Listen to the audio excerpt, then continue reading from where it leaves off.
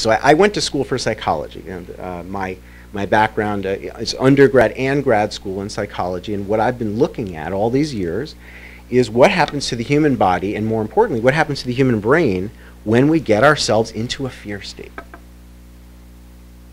So I'm going to ask you to take a moment. You know, you're at 2 minutes right now. You know, the parachute's been checked. There's nothing to do. You're getting ready to go. Right? Hopefully, the first thought that pops into your head is, I need to breathe better. I need to let my shoulders back down from my earlobes. I need to open my fists.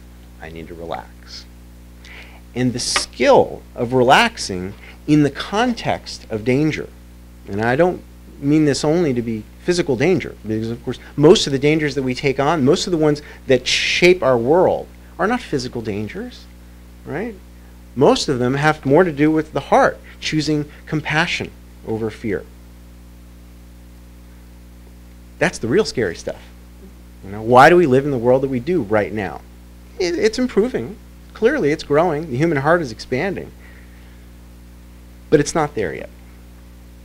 We're not in a state of flowing love everywhere you go. I mean, there's war, there's callousness, there's thoughtlessness, aggression, a lot of stuff we'd like to leave behind.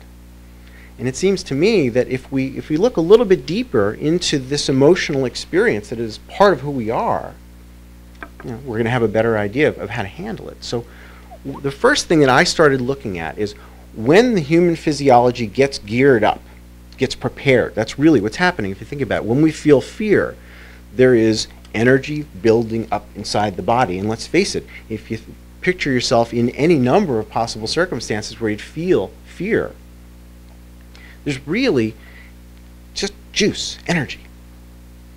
Where that energy goes is partially up to you and partially up to the context. If you leave it up to the context, you have the unholy trinity, that I call it. You have fight, aggression, attack, the emotion of anger. You have flight, which you could express in terms of the general concept of fear, running away, feeling like you're in trouble and you can't handle yourself, escaping. To where, we don't know, just running away.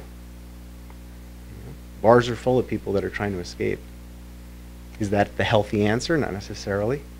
Is getting angry at people a healthy answer to feel a feeling of fear because you're late for a deadline and you snap at your coworker? No. No, it doesn't work. And yet, something in us says, let's engage in this scrappy sort of dichotomy of the attacker or the retreater, the predator and the prey, if you will. This is something that's natural in all human beings, and if you look at it, I think it's in every living organism, even trees fighting over light. But there's one other possibility, one other thing that I think we need to consider a little bit deeper, and we're just now starting to understand how this works in the human body. The third possibility is to not engage this, but to disengage, to cut off ourselves from the situation and essentially hide. And if you think about it, in mirroring nature, we do it. We stop processing. I don't want to think about money. I don't want to think about those bills. So what do? I put the newspaper on top of them. Now I feel better. I'm tuning out. I'm cutting myself off. In freezing in a higher realm of things, we see it in skydiving all the time. They neglect to pull the ripcords. I've pulled a lot of ripcords in my day that were not mine. I've given the pull signal to a lot of people who were just completely not present, disengaged. And I think, gosh, you know, that's the one that comes up first most of the time when we're dealt with this huge wave of adrenaline, fear. That's where we tend to go, hiding from the danger. If I don't do anything, maybe the danger won't see me. Predator and prey relationship again, really. This is leftover stuff. But it seems to me, and I think everybody knows, we're capable of more. We have something much, much bigger in us. We have the capability of being creative.